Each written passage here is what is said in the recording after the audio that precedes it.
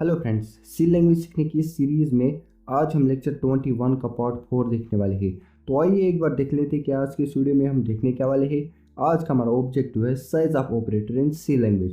Basically हम operator precedence पढ़ रहे हैं और ऑपरेटर्स को प्रेसिडेंस के हिसाब से 7 कैटेगरीज में डिवाइड किया गया है, जो कि हमने प्रीवियस वीडियोज में देखा ही है। और लास्ट लेक्चर में हमने उन 7 कैटेगरीज में से पहली कैटेगरी पढ़ी थी जिसका नाम है यूनरी ऑपरेटर्स। आज यूनरी ऑपरेटर्स का ही एक पार्ट हमें पढ़ना है जो कि रह गया था, जिसका नाम है साइज ऑफ ऑपरेटर।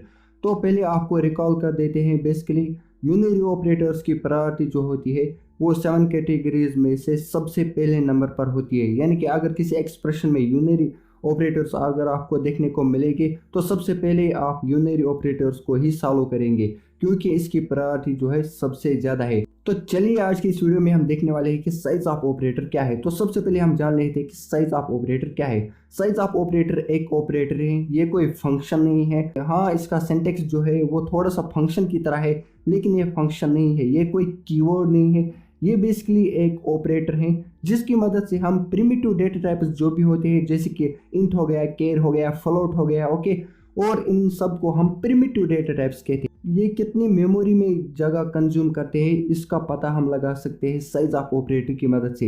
यानी कि ये वेरिएबल्स का साइज हम पता करने के लिए यूज करते हैं, इसे हम साइज ऑफ ऑपरेटर कहते हैं। तो इसके बाद हम जान लेते हैं कि सिंटेक्स क्या है साइज ऑफ ऑपरेटर का।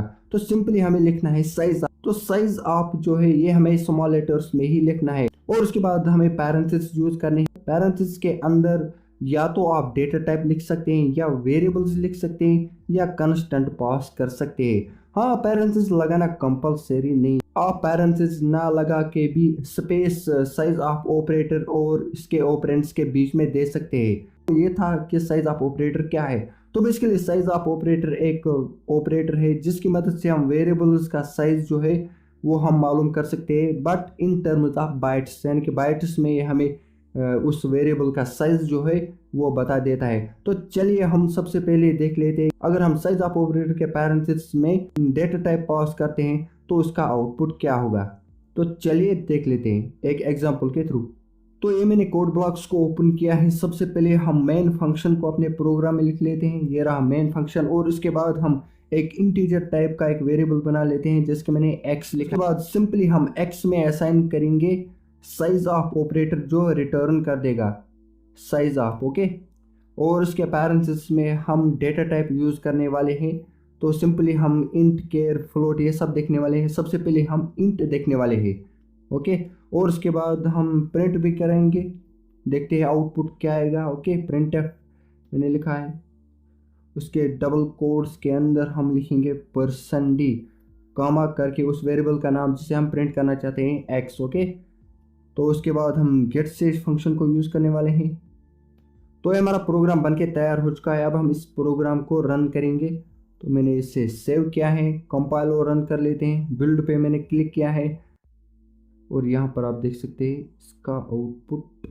तो दोस्तों यहाँ पर आप देख सकते हैं इंट जो है वो 4 बाइट्स जो है मेमोरी कंज्यूम करता है। हो सकता है आपने जब अपने सिस्टम में इस प्रोग्राम को रन किया होगा तो उसका आउटपुट कुछ और आ रहा है।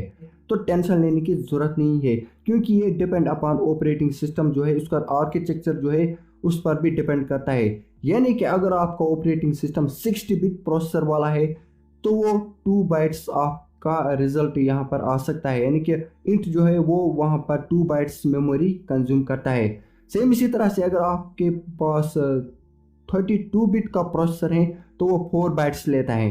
सेम इसी तरह से अगर आपके सिस्टम में 64 बिट प्रोसेसर है तो वो 8 बाइट्स कंज्यूम करता है इन डेटा टाइप, ओके। तो इसके बाद हम क्या करेंगे, सिंपली यहाँ हमने सिंपली इंट यूज किया है, तो अब हम सिंपली क्या करेंगे, फ्लोट को यूज करेंगे, ओके। जो कि पॉइंट वाले नंबर्स होते हैं, बेसिकली वो फ्लोट हम यूज करते हैं उसके लिए। तो लेते हैं कि ये कितनी स्पेस ले रहा है, यानी कि फ्लोट, ओके। तो इसको भी मैंने रन किया है, तो ये भी 4 ले रहा है। डबल और इंट जो है वो 4 ले रहा है, ओके। तो इसके बाद हम क्या करेंगे, सिंपली यहाँ पर हम लिखेंगे केर, ओके। कैरेक्टर के लिए हम यूज करेंगे इसको, केयर लिखेंगे और फिर इसको कंपाइल और रन करेंगे। तो केयर जो है 1 बाइट्स लेता है, ओके, एक करेक्टर। तो इसके बाद हम यहाँ पर सिंपली लिखेंगे डबल, ओके, डबल।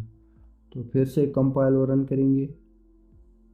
तो यहाँ पर आप देख सकते हो आउटपुट में 8 आ रहा है। तो हमने देखा है कि अगर हम साइज ऑफ ऑपरेटर के पैरेंथेसिस में डेटा टाइप यूज़ करेंगे तो वो कितने बाइट्स जो है वो ले रहे हैं, ये हमने देखा है। तो अब हम बात कर लेते हैं, अगर हम साइज ऑफ ऑपरेटर के पैरेंथेसिस में वेरिएबल्स यूज़ करते हैं तो उसका रिजल्ट क्या आता है। तो सिंपली हम क्या करेंगे, यहाँ पर मैंने इंटीजर टाइप का एक वेरिएबल जो बनाया है x, तो सिंपली मैं यहाँ पर आई उसका नाम रख लेता हूँ, ओके। और उसके बाद एक और वेरिएबल मैं बना लेता हूँ फ्लोट, फ्लोट टाइप का एक वेरिएबल मैंने बनाया है, उसका नाम मैंने एफ रखा है, ओके। और हम डबल के लिए भी एक वेरिएबल बना लेते हैं डी, और कैरेक्टर के लिए भी केयर, ओके, और सी एच हम लिखेंगे इसके लिए। अब ये वाला x जो है इसके पहले हम लिखेंगे इंट, क्योंकि ये वाला वेरिएबल अभी हमने बनाया ही नहीं है, ओके। तो यहाँ हम सिंपली क्या करेंगे, सबसे पहले हम i जान लेते हैं ये कितनी बाइट्स ले रहा है, ओके। तो i मतलब इंट, ओके। तो ये भी हम कर सकते हैं। तो कंपाइल और रन किया है मैंने, तो यहाँ पर आप देख सकते हैं सेटल 4 आ रहा है। सेम इसी तरह से अगर हम यहाँ i ना लिखे f लिखेंगे तो क्या आएगा, तो इसको भी हम देख लेते हैं। कंपाइल और रन किया है, सेटल 4 आ जाना चाहिए। तो दोस्तों यहाँ पर आप देख सकते हो 4 ही आ रहा है, ओके। तो डी के लिए भी हम ऐसे ही यूज़ करेंगे, सिंपली डी लिखेंगे यहाँ पर, यानी कि डबल, ओके। तो 8 आना चाहिए। तो यहाँ पर आप देख सकते हो 8 प्रिंट हो रहा है। तो इसके बाद हम कैरेक्टर के लिए भी यूज़ करेंगे सी एच। यहाँ पर आप देख सकते हो मैंने सी एच यूज़ किया है, तो इसलिए मैंने यहाँ पर सी एच लिखा है, ओके। तो इसको भी हम सेव करके देख लेते हैं। तो मैंने सेव किया, कंपाइल और रन। तो दोस्तों यहाँ पर आप देख सकते हो 1 आ रहा है, ओके। तो अब हम तीसरी कैटेगरी जो है देखने वाले हैं कि अगर हम साइज ऑफ ऑपरेटर के पैरेंथेसिस में कंस्टेंट यूज़ करते हैं तो आउटपुट में क्या आता है।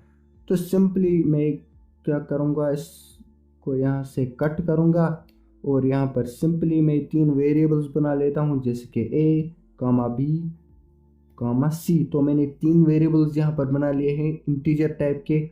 और सिंपली मैं क्या करूँगा, यहाँ पर x को रिमूव करूँगा, क्योंकि मैंने जो ऊपर जो 3 वेरिएबल्स बनाए हैं इन्हीं को मैं यूज़ करूँगा। सिंपली मैंने a लिखा है, okay. a assign size of, okay. और उसके पैरेंथेसिस में हमें कंस्टेंट यूज़ करना है, कोई वेरिएबल यूज़ नहीं करना है, ओके। तो हम लिखेंगे 24, ओके। इसी तरह से हम रियल कंस्टेंट के लिए भी यूज़ करेंगे। तो यहाँ हम 24.8 पॉइंट वाले नंबर्स मैंने लिए हैं, ओके। तो अब हम कैरेक्टर के लिए भी सेम ये प्रोसीजर फॉलो करेंगे। तो मैंने यहाँ पर सी लिखा है और यहाँ पर कोई कैरेक्टर सिंगल कोट्स के अंदर हमें लिखना है कैरेक्टर, ओके। तो मैंने ए लिखा है। तो अब हम प्रिंट एफ की मदद से इन तीनों को प्रिंट करेंगे। तो बेसिकली इसमें कुछ चेंजेस करनी पड़ेगी हमें, ओके। तो यहाँ हमें फिर से 2% डी लिखने हैं, ओके। और उसके बाद एक्स को यहाँ से रिमूव करना है, सिंपली ए, बी और सी लिखना है, ओके। तो दोस्तों ये हमारा प्रोग्राम बन के तैयार हो चुका है। हमने साइज ऑफ ऑपरेटर के पैरेंट्स में इंटीजर जो है यहाँ पर पास किया है, उसके बाद फ्लोट पास किया है, उसके बाद कैरेक्टर पास किया है। तो इस वीडियो को आप पॉज करके एक बार अच्छे से सोचिए कि इसका आउटपुट क्या आएगा। तो दोस्तों आई होप कि आपने वीडियो को पॉज किया होगा और आपने इसका आउटपुट फाइंड किया होगा। हो सकता है आपने जो आउटपुट फाइंड किया होगा वो रॉन्ग है। तो चलिए इसको भी हम देख लेते हैं कैसे वो रॉन्ग है। तो दोस्तों यहाँ पर आप देख सकते हो आपका आउटपुट हो सकता है रॉन्ग हो। यहाँ पर आप देख सकते हो जैसे ही ए चला, ए में बेसिकली क्या है, इंटीजर है, ओके। तो यहाँ पर ए तो ठीक है, ओके, 4 बाइट्स कंज्यूम करता है। It is totally depend upon operating system, I already told you, okay guys. तो यहाँ पर जैसे ही बी चला, बी तो एक फ्लोट है जो कि 4 बाइट्स ही ले रहा है, लेकिन यहाँ पर तो 8 प्रिंट हो रहा है। What is the main reason behind it. तो इसके पीछे रीजन ये है, इसके पीछे रीजन क्या है, इसके पीछे रीजन ये है कि रियल कांस्टेंट जो है वो by default double he treat किया जाता है, यानी कि यहाँ पर बेसिकली ये डबल ट्रीट किया जाता है। तो इसीलिए यहाँ पर 8 प्रिंट हो रहा है।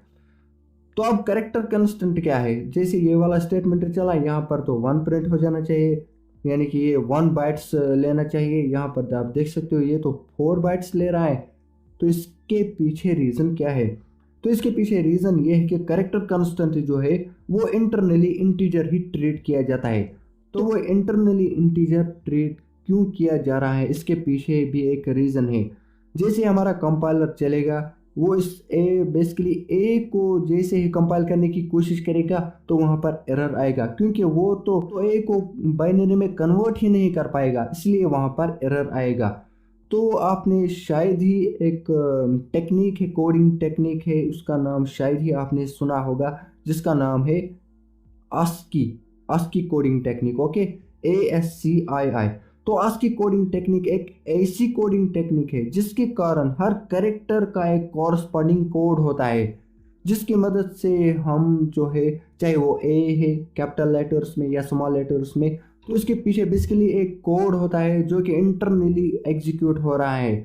हमें भले ही यहाँ पर ए दिखाई दे रहा है, लेकिन ये असल में इसके पीछे जो है ASCII कोडिंग टेक्निक जो है वही एग्जीक्यूट हो रहा है, यानी कि इसका कोड हर एक कैरेक्टर का कॉरस्पॉन्डिंग कोड होता है, तो बेसिकली वही एग्जीक्यूट हो रहा है उस टाइम। तो इसलिए यहाँ पर 4 प्रिंट हो रहा है।